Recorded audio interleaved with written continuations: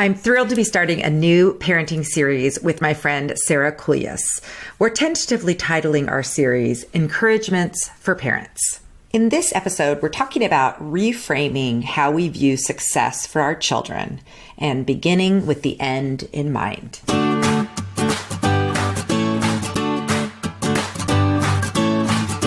Hello and welcome to the Sunshine Parenting Podcast, where each week we talk about ideas for raising kids who become thriving adults.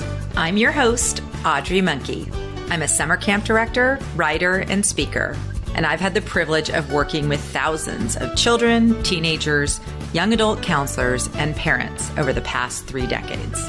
My husband, Steve, and I are raising 5 kids who currently range in age from 15 to 25. So my interest in raising kind, optimistic, self-reliant kids who become thriving adults is personal as well as professional. Today, Sara and I are talking about parenting idea that we're calling Begin with the End in Mind. Welcome, Sara. Thank you. It's so fun to be back. So why don't we just talk about what that means in your parenting when you think of the concept of starting or beginning with the end in mind. I think that this is a great rule of thumb for so many things that we do when we set goals at work, or we're designing a new house, or, almost any task we undertake is, where do I mean to end up? Sometimes the parenting, when I have felt overwhelmed or exhausted or at wit's end, it's hard to keep my eye on the end result. And I sometimes operate out of anxiety or fear, or I'm reacting instead of really anticipating and laying out where I want to end up. I love when I have the resources and the wits about me, the support around me, to be able to say, where do we mean to end? How do I want it to look like at the end of the day, or the end of this project, or the end of this year? And it's such a wonderful feeling to know that we could be intentional about the process rather than reactive. Now, what we were talking about, thinking about the end in mind, I am looking at my kids who I am raising with my husband, and we mean to be intentional. We're crazy for them, like all parents are crazy for their kids. And as I think about and encourage their future success, I have sometimes caught myself in being anxious. Are they taking the right classes? Are they getting good enough grades? Are they playing the right sports or taking on the right volunteer experiences so that others will think that they are successful too? And I caught myself gratefully early enough on to realize the measure isn't what's out there in the world. The measure is so much more what's inside of them. So when we think of our kids' success and what our role is in their life, now I consider beginning with the end in mind. And that is, what is my definition of success for my children? What is my husband's definition? Are we on the same page? And then, to have that conversation with your own children. What do they think success is as an adult? And having an open-ended dialogue about that. It's remarkable when you find you're on the same page. And then it's surprising when you find you're not. Too often, my definition of success may not be lining up with how I'm asking my kids to invest their time and energy. And that's a great time to catch myself to make sure that I'm guiding them on the path of happiness and health.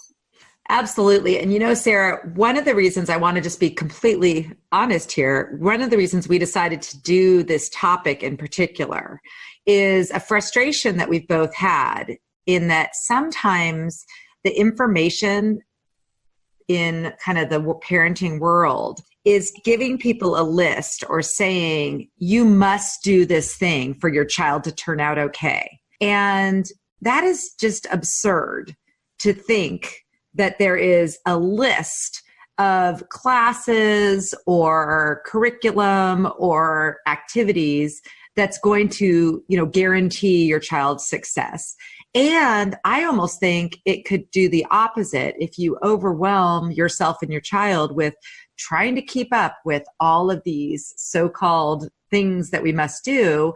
There's just not enough time in the day to do the things that are important for your own well-being. So this episode and our whole concept of this talk really comes from our desire, from our perspective, which is a little bit different now that our kids are older. I mean, you and I both have, our youngest are 15 right now, right? And that's a different perspective on parenting. My oldest is 25. Your oldest is 21? Correct. So we are now, I want to be honest, I did not know this when my kids were little. I did not have this perspective. And so now I feel like it's important to share this with other parents who are, in the younger stages with their kids, and they're seeing all this stuff going on and they're feeling like, oh my gosh, are we supposed to be doing this, that, and the other? When that's not the right question to be asking. The correct question is the one that we're talking about today is, what is our end goal? And what does success, that word, look like for us and for our families? And that may not, and probably will not, match what the messages that are coming in, often even from things that come in through our email feed or online parenting news, that really does increase that fear and increase our feeling that we must do a bunch of things. So I love that question. What is success from our own child? Tell me about this idea that you came up with, how to think about what that means for you and how you decided to come up with just a few things that you were going to really be focused on as what success means for you. Well, I first challenged myself to just come up with my top 3 of my list of what I would think is success, because I probably could come up with 25 and that would overwhelm me. So I really pushed myself. What would be the top 3 things that I would consider being a success for my children as adults? And then, frankly, I looked around at people I know and respect and love in the world. And what have they pursued? How did they get to that place that I would really honor them and appreciate them for being what I would consider a success?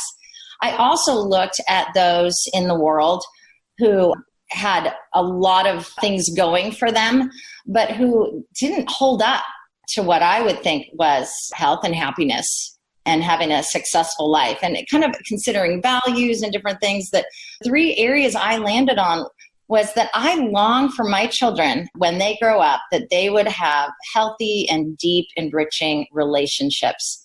It starts with those relationships, that they would know how to be a friend, that they would know how to be a spouse, that our family would continue in friendships over the long haul, and that they would know how to have friends at work and how to resolve conflict, all those really remarkable friend-keeping skills. The second one was that they would have meaningful work. They would, whether it's within their home, at their job, through their volunteering, that they felt like they were making a purposeful contribution. Because the fact of the matter is, we derive so much joy and personal value and esteem from what we produce. And having them find their way to meaningful work would, I'd be thrilled as a parent. And the final thing for me and for our family is that they would have a thriving faith, that they would understand that they are not standalone in the universe, but they're a part of something much bigger than themselves, that they would have altruistic hearts, that they would have a God they can lean on and run to and celebrate with. And that would empower them to move forward even through the really challenging times. So those are my 3: relationships, purposeful work, and faith. Which is so funny, because before we started recording, you were like, what could you think of your 3? And I was like, I like yours. I'll take those. I think this is why we're such good friends, because I didn't even have to work through that. I would 100% agree, that if you really pin it down, and really that's based on the whole positive psychology, all the research that I've done and everything that I've read, that list really sums up a well-being, like a good life. All those things come up very close to the top of any list of what leads to a happy, healthy life, a flourishing life. So I love those. And you know what, Audrey, it's so interesting to look at what's not on that list. Stuff is not on that list. Having lots of stuff, that whole materialistic drive. Status is not on that list. And wealth is not on that list.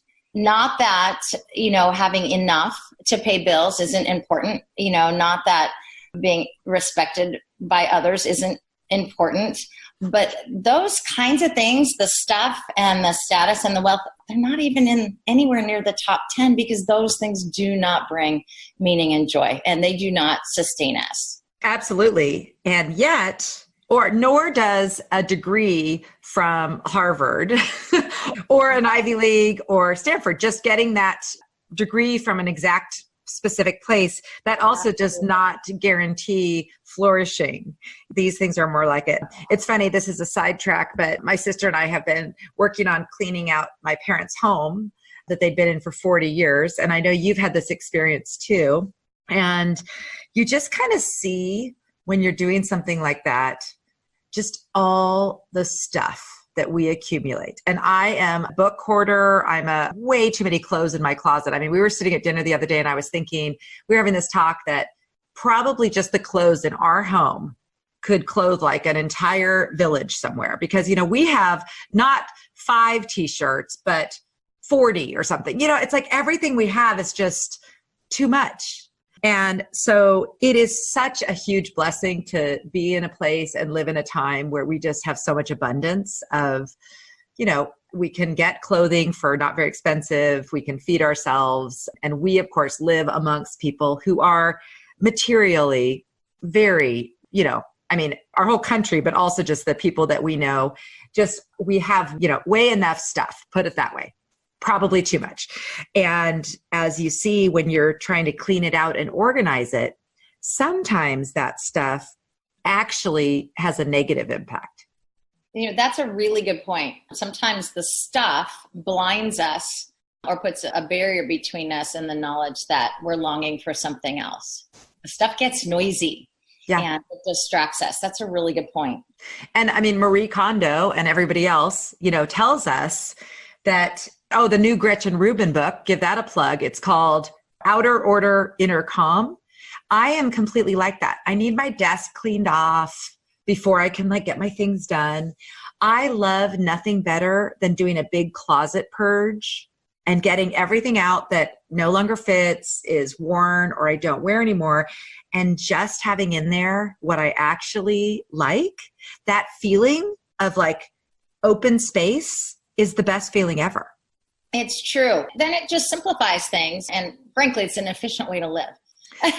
Yes. So anyway, I think that this is important. And I mean, other people might have for sure different ones from Absolutely. Us, which is fine. But we're going to talk a little bit more in depth about each of these 3. And just maybe as we can think of any resources, things that have helped us in each of those areas, because I think that could be helpful for other parents to think about when you back out from these goals and you step back and say, okay, so now that I know that I want my kids to have healthy, deep, enriching relationships, let's just start with that one. So what are things that we do now as parents, whether our kids are infants, elementary school, or already adults? What are things that we as parents can do to just help our kids in that area? So what are some starting points that you have for that, just helping our kids with their relationships?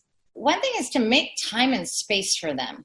A lot of our kids, especially as they get into middle school and high school, their schedules are so impacted with challenging classes and tutors and club sports and extracurricular that frankly, having time to hang out and develop friendships, it's pretty hard to come by. And we have tried to stay committed to creating space and hangout time so our kids can deepen friendships on their own, in their own way, where parents are not meddling, where when they have a hiccup or a disagreement, there's time to resolve it, where they can design and create their own experiences. Certainly, I think watching my son develop really awesome friendships on his lacrosse team has been really a joy, but they didn't just spend time on the field. They hung out in the evenings and they hung out for weekends and they stayed in touch. Now they're all in college. They stay in touch with a text group that is completely hysterical, and they make time to play together in the summer.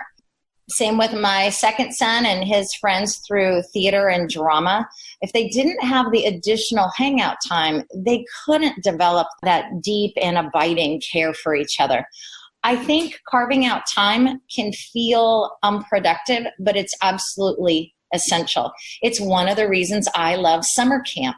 And I know, Audrey, you and I agree on this, being the directors of summer camps, for kids to come and make friends with people very different than themselves, to realize that they can hold and grow to empathize with someone who comes from a different place, that they can learn to collaborate and maybe not agree, but admire and respect each other. There's a lot of friendship building at summer camp, and those skills are absolutely essential to growing into adulthood, to the workplace, certainly to family life and married life. So creating space is huge. And I think also modeling for us as parents to be role models. Do we gossip about our friends? Do we drop friendships because we're catty or we get our feelings hurt and we won't resolve? Do we only choose to be close to people who are just like us? Or are we modeling forgiveness, modeling humility, modeling empathy? Are we serving our friends? Do our kids see us with abiding friendships?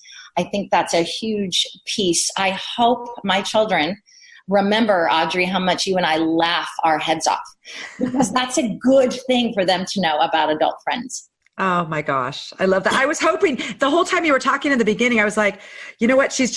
Everything sounds like camp. I was like, I hope she mentioned, and then of course you brought it up. Well, I agree. This relationship thing. And so Susan Pinker, who wrote The Village Effect, there's this TED Talk. I've shared it so many times. I'll put a link in the show notes to this too. But all the studies of why some people live longer and have a better life. Well, they can't come up with anything that's dietary or, even physical health. And we know that it's, physical health is important, but what's most important is our social connections and our relationships, and being both the individual relationships and being part of communities.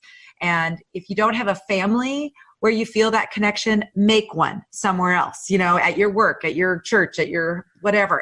So it warms my heart hearing you just talk about this, helping our kids focus on that. I think it also comes to home, to focusing on our own relationships with our kids and our spouses and just as a family, and taking the time for that too.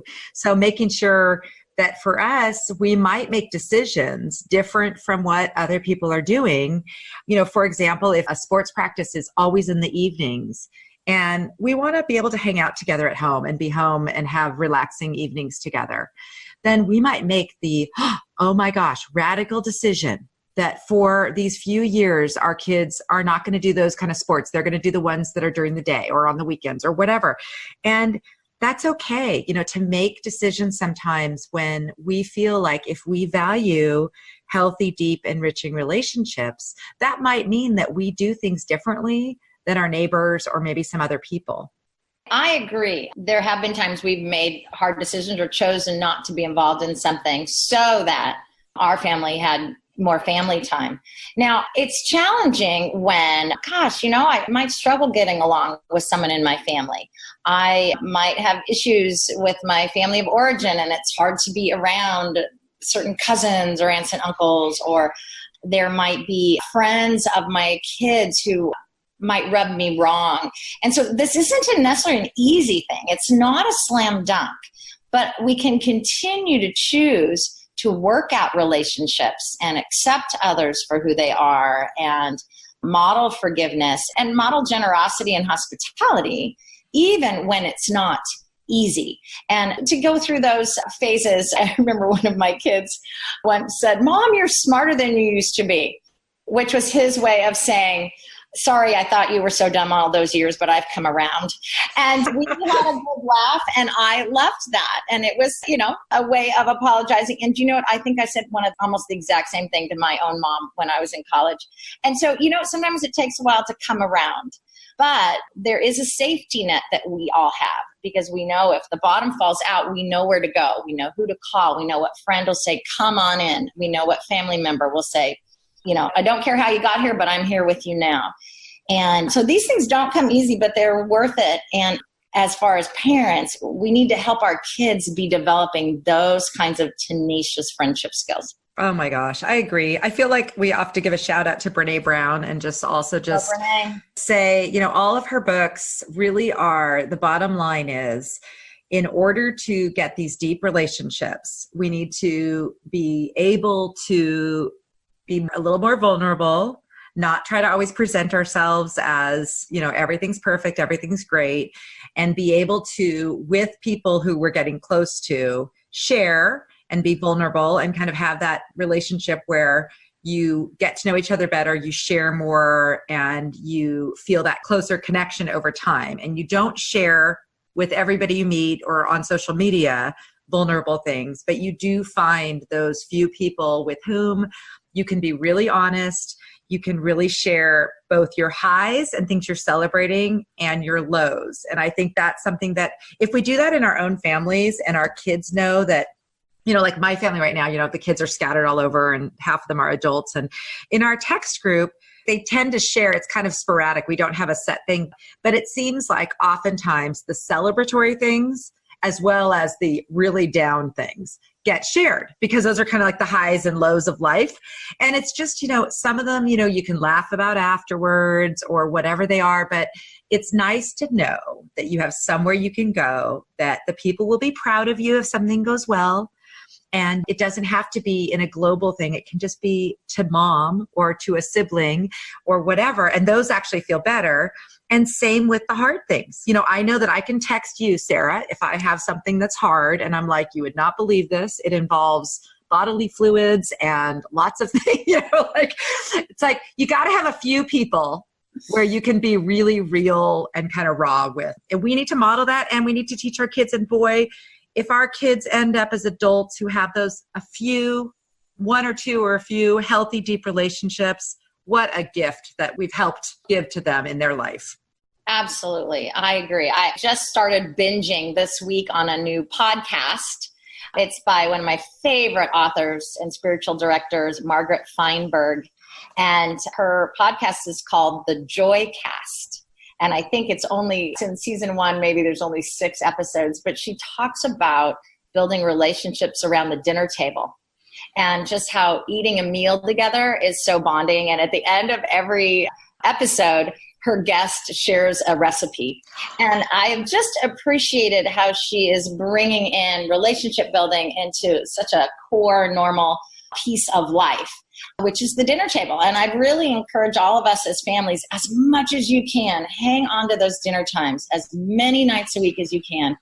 Sit down with the family, take more than 15 minutes and talk about your day and laugh or be a little frustrated with each other if you need to. Eat off each other's plates. Just have that dinner time. Oh, I love this so much. Well, of course, we could talk about just your top one the whole time, but we're going to go on. We're going to talk a little bit more. We're going to have to put a lot more resources in the show notes. But number 2 was just that whole concept of having meaningful work and a purposeful feeling that you are contributing something to this world. So what are some ideas or resources that you have around that idea that you could share with people? Well, I guess I first want to demystify the phrase meaningful work. It doesn't have to be a very glamorous, big deal. It could be something that's very quiet, but brings us joy. It could be something that's even boring, but produces something important and impactful. It doesn't have to be outside the home. A lot of us, that's inside the home.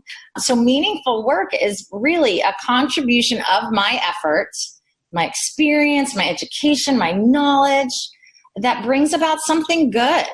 And that may be that I just am the best accountant that I can be. And I know that by being a trustworthy accountant, I am helping families get their taxes done on time and plan ahead for their future. And I know I'm making a really good impact. Meaningful work for me personally is getting to be a camp director and shaping the lives of children and young adults, working with a team of staff who shape me every day and give me grace, getting to be so creative all the time. And then, and searching for best practices, but also then privilege of being invited into families to help raise their kids with them. Like, what an honor. But, for some, it might be all volunteer work. How cool is that? For others, it might be so behind the scenes that nobody knows, which is a wonderful way to make a contribution. And many of us, our meaningful work is often overlooked and unseen, and that is parenting children. Mm-hmm. But again, what a better contribution to make. So I think it's, taking advantage of your skills and your talent, staying in your sweet spot when you can, so that it's engaging. And another time we'll talk about strengths and not trying to be other people, but more be ourselves. Mm-hmm. But I think finding what that work is, and it's not based on salary, it's based on knowing what my contribution is, doing it to the best of my ability, and taking the time to celebrate the impact we get to have. Oh, that well said. Our mutual friend, Pam Roy, her blog, the Pam Roy blog, I really like how she just opens up our eyes to that whole idea that like meaningful work or like career/life paths are so different. And we're so fixated right now that there's just this one way. And that as you look at successful people in your life, and there were so many different paths that got there, and not all of them even went to college. Some people who are living very meaningful lives. And some people are, have their PhD and are professors teaching and inspired. People have all different ways that they find meaning and purpose. And so it's a little bit complicated as a parent, but I think we have to be open to the idea that what our kids find meaningful is not the same necessarily as what we do. So even you and I, we know each other well, and we both find a lot of meaning in our jobs as camp directors. Many people would not enjoy what we do, and it wouldn't be their thing. And there are many jobs that I look at that I would not enjoy, that people enjoy a lot.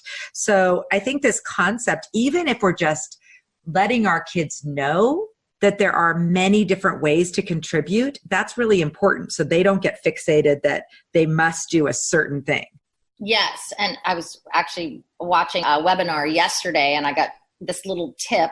If you go onto LinkedIn and you go to a company's page, on the left-hand menu, you can click on people, and it lists the people who work at the company. You can look up where they went to college. And this was the point that was being made on this webinar, which was brilliant. A very successful company. Their list of employees were from as diverse colleges and universities as you could ever think, and some had no college or university listed, because in the tech era and in the global economy, that just isn't necessary. And some of their best coders taught themselves and had a certificate and are just geniuses. And it was a great revelation, just like you said, Audrey, when we're trying to push all of our students into a certain 10 colleges and universities that don't suit them, don't fit them, and that they will be heartbroken when they don't get in. There's so many other ways, choices, paths. If we will allow ourselves the gift of exploring with our kids, and if we can fight that fear of, oh my gosh, are we missing out, and did I mess up as a parent? And that's a big fear. I get that. If we let ourselves explore, I really think we will channel our kids in a healthier way. Oh, I agree. I don't know if you've ever read the Elizabeth Gilbert book, Big Magic.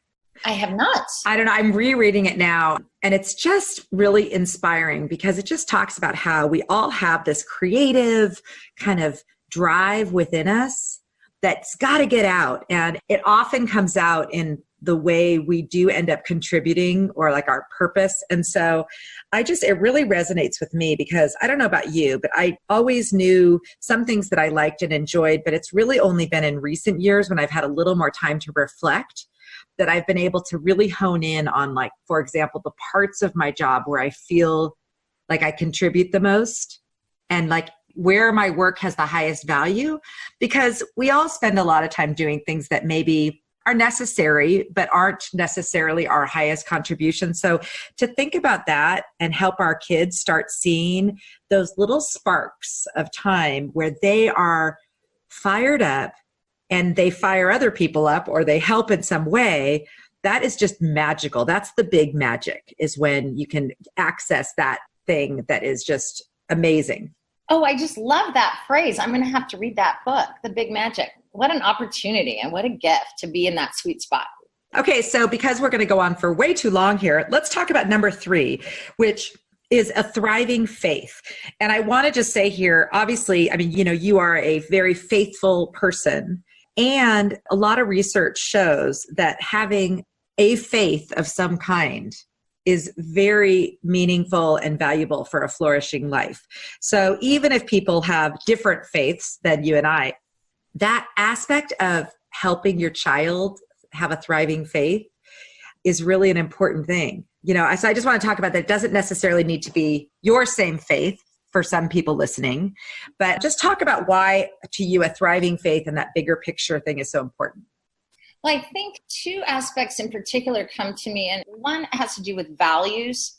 I think all of us, if we would slow down and take the time to chew on it, have some unchangeable anchor values that we build our little lives on. Even little children can name what is the most important in their hearts, even if they don't know the picture of it all.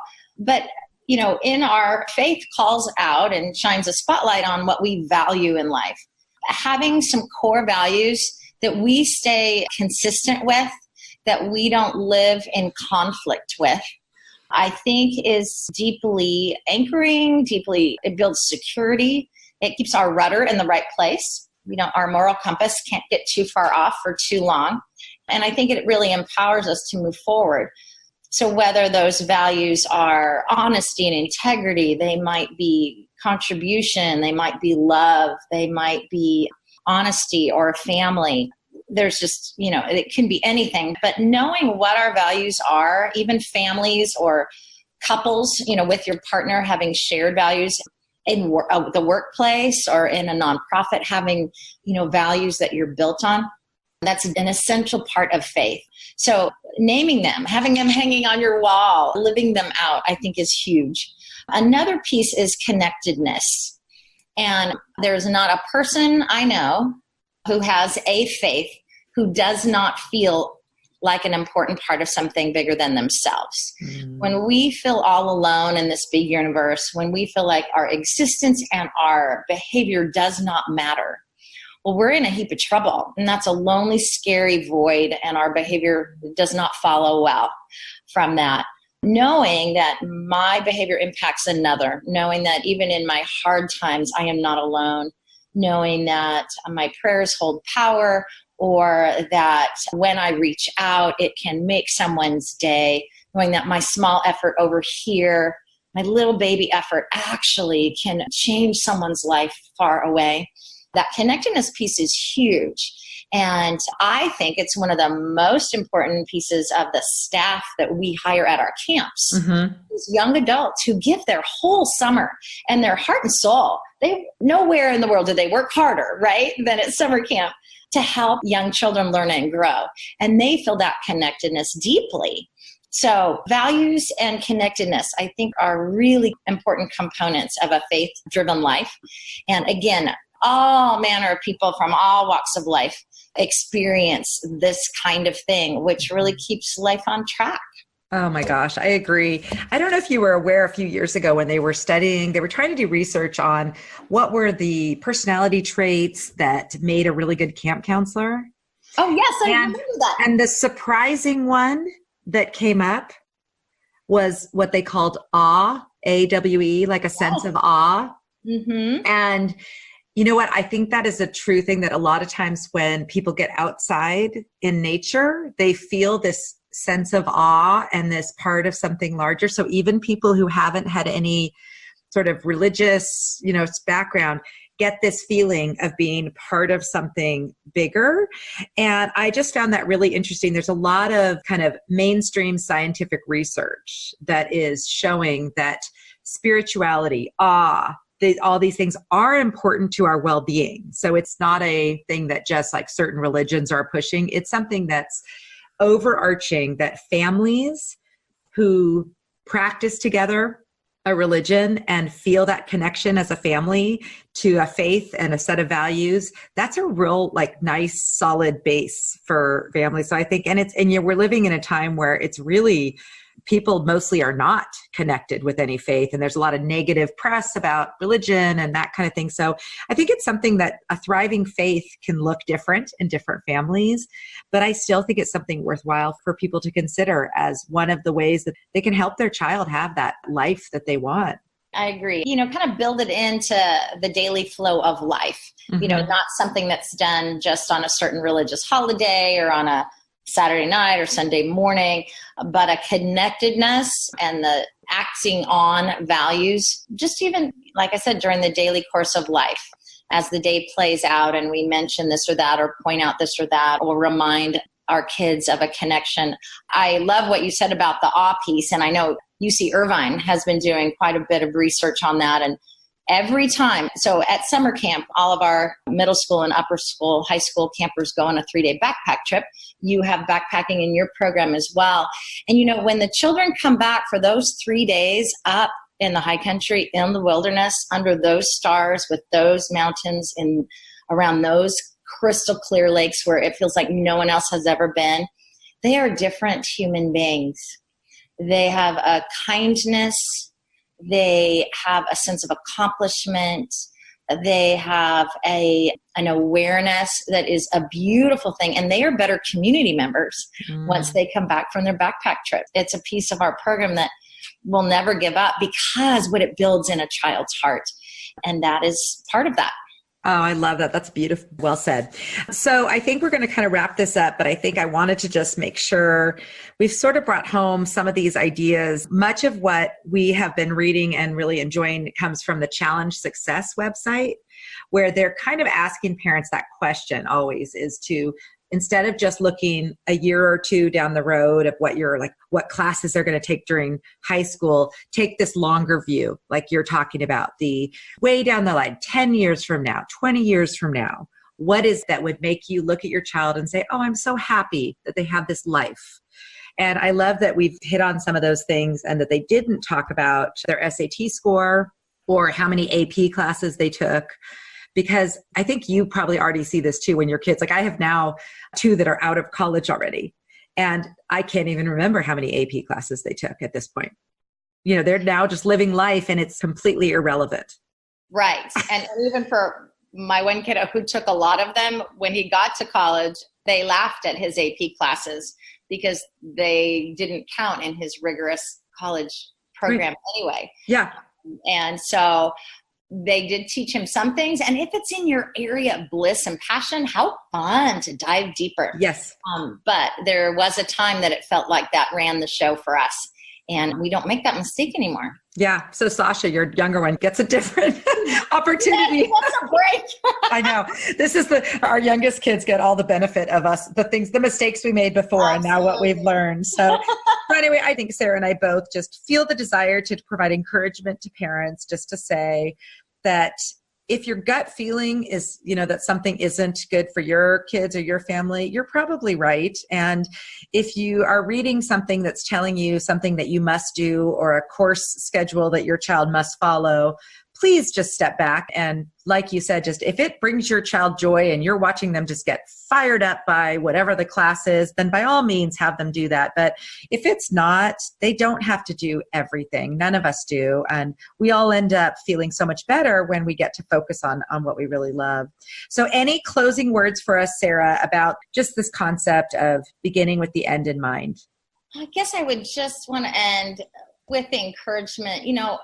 We need to delight in the kids we have, whether they are 2 or 5 or 14 and surly or 18 or 35 and having your first grandchild.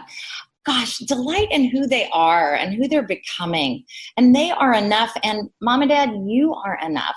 Let's be thoughtful and intentional, but let's not be scared. And these little human beings that we are privileged to raise, they're a universe in and of themselves. And when we get to really see who they are and encourage their own individual growth, it's a pretty sweet job. Amen, sister. That was great. You can find show notes and links to many of the resources that Sara and I discussed at my website at sunshine-parenting.com. Search for episode 75. I'm going to end this episode with some words from Stephen Covey from his book, The 7 Habits of Highly Effective Families, where he talks about Habit 2, begin with the end in mind. Habit 2, begin with the end in mind, is to create a clear, compelling vision of what you and your family are all about. Habit 2 is based on the principle of vision, and vision is powerful. It's the principle that enables prisoners of war to survive. Research shows it's what gives successful children the drive to succeed. It's a moving power behind successful individuals and organizations in every walk of life. Vision is greater than the negative baggage of the past and even the accumulated baggage of the present. Tapping into the sense of vision gives you the power and the purpose to rise above the baggage and act based on what really matters most. This podcast is a proud member of Parents on Demand, a network of high-quality shows for families just like yours. Download our free network app on Apple and Android and listen to your favorite episodes on the go. I'd love to invite you to join me for my camp director interview series that I'm calling Happy Campers Interviews that are starting up in January. And I'll be talking to camp directors from day and resident camps from around the United States. And we're going to be talking about how their programs promote life-changing social and emotional growth and the lasting benefits that kids get from coming to different camp programs.